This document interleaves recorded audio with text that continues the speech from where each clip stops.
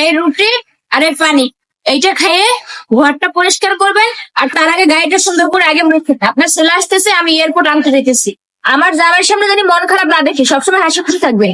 আর আপনার ছেলে আসলে আমি ঘুরতে বের হবো, পারলে একটু রান্নাটা করে রেখে।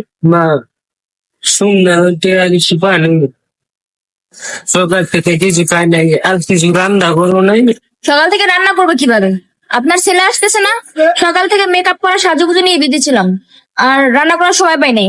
একটা কাজ করেন, গাড়িটা মোছা হলে রুমটা পরিষ্কার করেন, পরিষ্কার করা হলে সুন্দর করে রান্না করেন।